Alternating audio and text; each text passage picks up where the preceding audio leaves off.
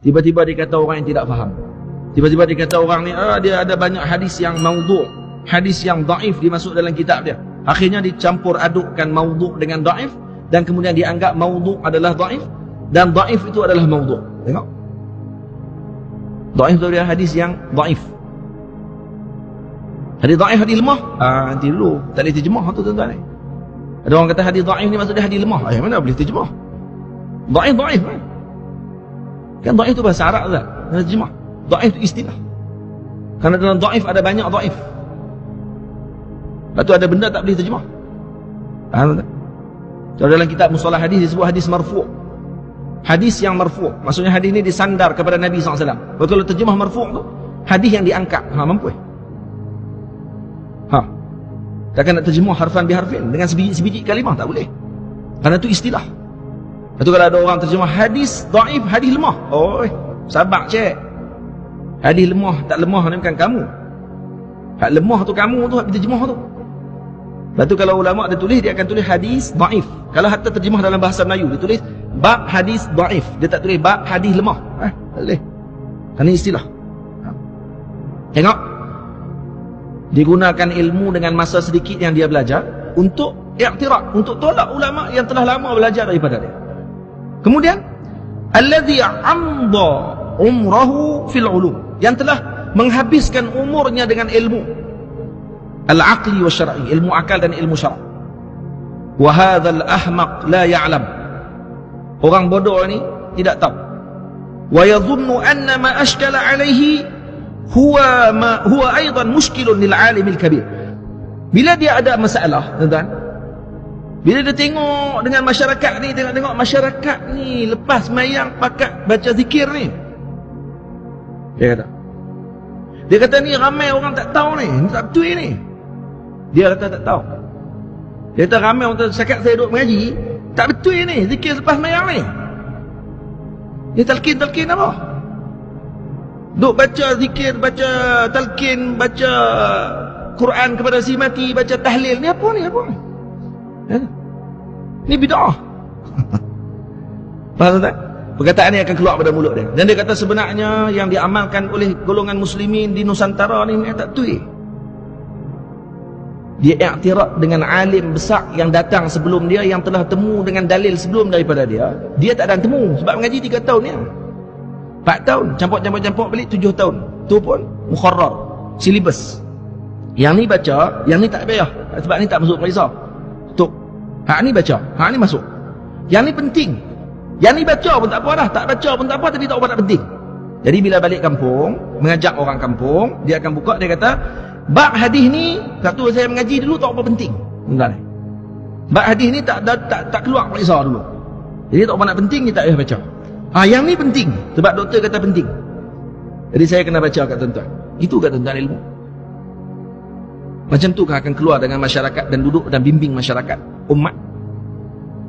Tuan-tuan, bila orang macam ni dia tengok suasana dalam masyarakat, dia rasa alim tidak temu dengan apa yang dia telah temui.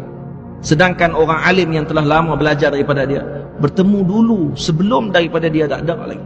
Masa dia tak ada lagi, dia tak tahu di alam mana dah ditemui dalilnya oleh para ulama. Tiba-tiba dia kata ini muskilah, sedangkan di sisi alim tak muskilah pun perkara tersebut. Dia kata ni masalah ni besar ni, dan alim semua kena anggap ni masalah besar. Pada orang alim kata tu kecil je hang seorang, ya bodoh, kata besar.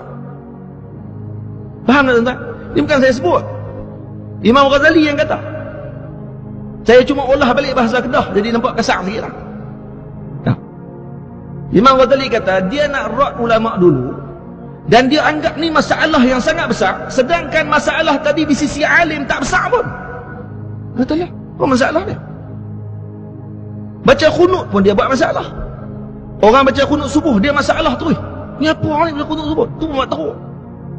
Lepas tu guna pandangan ulama-ulama yang kena dengan pandangan dia. Dia kata oh betul, khunut tak kena. Ada seorang kata, hak seorang tu pun ulama lirak dia, tapi dia syok hak tu. Dia seronok bila mana dia rasa dia boleh berkhilaf dengan orang lain. Ini hamaqah, khillatul aql. Walaupun ada 4 PhD pun. Betul? Ada pilah 8 PhD pun. Tapi kalau ini yang dibawa, ada hamaqah. Dan penyakit ini takkan boleh diubat, kata Imam Ghazali rahimahullah. Takkan boleh diubat. Lebih berat dia lagi kerana dia rasa dia alim. Dan lebih berat lagi kalau dia ada dalam masyarakat, masyarakat angkat dia. Hada alimul allamah, hada muhaddisul asr. Ini muhaddis zaman ini. Oh, Masya Allah. Jam terus orang. Oh, alimnya Masya Allah. Takkan orang macam ni tak erti kot. Takkan yang dia ni erti cakap Arab, pandai-pandai sikit.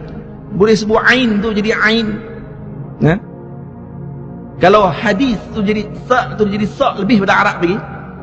Hadis dia keluar lidah-lidah. Ya? Maka dia akan jadi Arab pada waktu tersebut. Allah hadza alim, masya-Allah.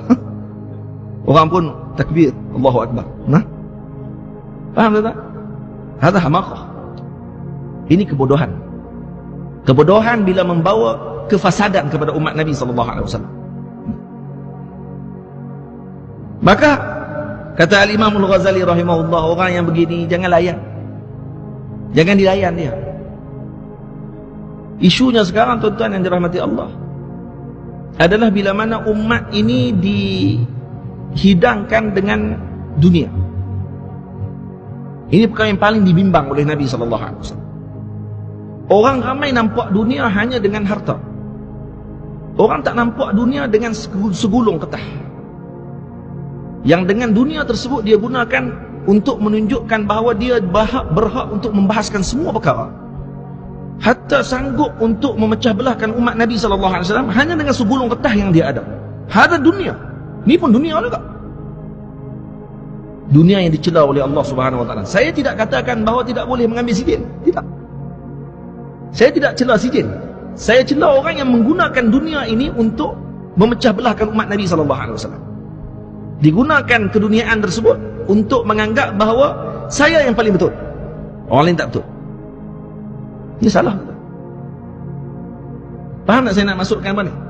Saya tak mau sebut perkataan-perkataan yang lain malam ni, melainkan al-jahl. Faham? Malam ni kita sebut jahil ya. Tak mau sebut firqah-firqah. Tak mau sebut nama kelompok tertentu. Individu lebih lagi lah saya tak akan sebut. Aib. Kalau sebut nama orang dalam majlis lagi tak boleh.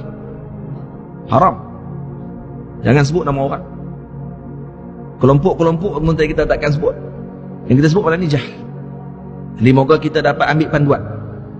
Dan kita nak tengok hari ni, ada tak salah satu daripada 4 jahil ni ada kat kita ke tak? Kalau tak ada, alhamdulillah. Kalau ada, na'udzubillah min dzalik.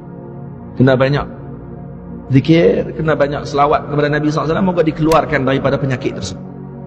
Dan tak ada ubat lain lah melainkan tu.